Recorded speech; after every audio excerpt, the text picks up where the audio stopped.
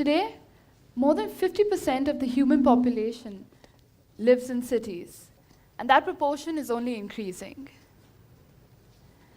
Urbanization is an irreversible phenomenon. But are the world's cities prepared for this influx? Do we have the capacity and infrastructure to provide the housing, the sanitation, the education, and the healthcare services to all these people moving to cities? Mumbai's population is racing to 34 million by 2025, 45% of whom will live in slums. The affordable housing challenge is not just in India, but it's global. Today, 330 million people suffer from housing poverty. And given the current trends in supply, that will increase to 440 million households by 2025. Which means in less than 10 years, 1.6 billion people, or 1/3 of the world's urban population, will suffer from some kind of housing poverty. Successive governments have continued to prioritize home ownership. They're providing tax incentives to developers. They're reducing the home loan rates for buyers. And while this is all a step in the right direction, the supply is nowhere at the scale that we need. Supply push factors are not lowering house prices, and home ownership still remains elusive for the masses, particularly amongst younger people. If we have to overcome this unprecedented housing challenge, radical innovation in housing is desperately needed. Recently, though, I have come across some interesting solutions that are being scaled up across the globe. There's a huge rise in co-living spaces where many different tenants, they come together and they share the same common areas like the kitchen or the laundry or the living room, which reduces the cost of housing substantially and also increases community engagement to a great extent. I've also noticed that more and more companies are recognizing flexible living, and they're offering tenants monthly instead of annual leases, which makes housing accessible even to the urban poor. I think people's perception of housing is changing.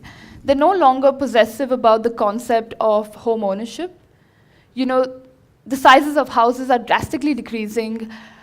Micro homes, well-designed compact spaces are becoming more popular amongst the next generation of home buyers.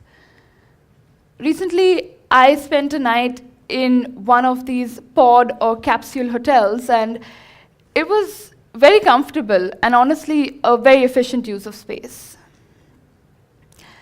So my solution to the housing crisis is through Chototel. Last year, I founded Chototel with a vision to help end homelessness by delivering a product that can change the way the world houses its people. I have a small advantage because I come from a line of social entrepreneurs. My granduncle started one of India's first cooperative banks in 1963 to cater to the financial needs of the poor, and my father pioneered affordable housing in India. So it wasn't uncommon for us to discuss business on the dining table. And as role models, they showed me the power of business to address very large social issues. And they gave me the courage to start my own social business. So Chototel, coming from the words Choto, meaning small, and hotel, provides accommodation at $2 a night. Our rooms are 280 square feet, and they come fully equipped with a kitchenette, a study or a dining table, a bathroom, a television, 2 double beds, and common balconies. Each project also has a daycare, a community kitchen, an infirmary, an ample garden and playing area. So at $2 a room, shared by up to 4 people, essentially people are paying 50 cents for very hygienic and dignified accommodation. How do we do this? Technology plays a very, very important part on how we can deliver this. From our construction methods to our information flow, we use technology at every level.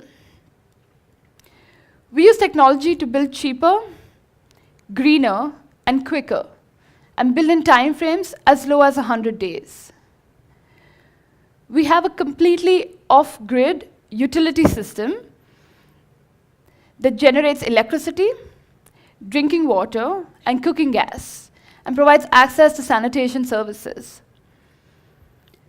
This entire system is powered by technology that allows our guests to pay for utilities on a consumption basis. So that prevents wastage and also reduces utility costs. Payment for these rooms and utilities is done through mobile technology, which allows the hotel to be unmanned and keeps our operating costs very low. We also use financial technology to make sure that information is available and money is moving in real time from our guests to our investors anywhere in the world. But most importantly, we use this technology to measure and report impact on both environmental and social data points. People often ask me the challenges I've faced with Chototel, and we have honestly had our fair share of problems. But for me, the biggest challenge is how to make Chototel, a social business, scalable. It's quite rare to see a large global social business. In fact, most of us would find it quite difficult to name the Amazon or Facebook or Disney equivalent of the social enterprise sector. Now, I believe the problem lies in the way social enterprises are perceived, not just in the market, but by social entrepreneurs themselves. It is this idea that doing good and fundamentally seeking large profits are incompatible. There is this sense that scale and profit are out of sync with the essence of a good social business, and that they should be kept modest and local. Ultimately, though, scalability lies in profit. Within the housing sector, to raise the kind of capital I need, it's enormous, because for most part, it's an asset-heavy business. So therefore, we cannot limit ourselves to impact or social investors. We have to be able to compete with all kinds of businesses to access commercial capital. So if social businesses had a model that could generate profits in an environment without government or donor support, without tax or subsidies or tax benefits, then it opens them up to a whole new world of commerce and puts weight to the word business in a social business. And that's why it's important for a social business to be profitable, to be driven by technology, to respond to market demand and supply, and to be adaptable to market structures across the world. And I think that's what we've done with Chototel. We've created a social business that has potential for enormous scale.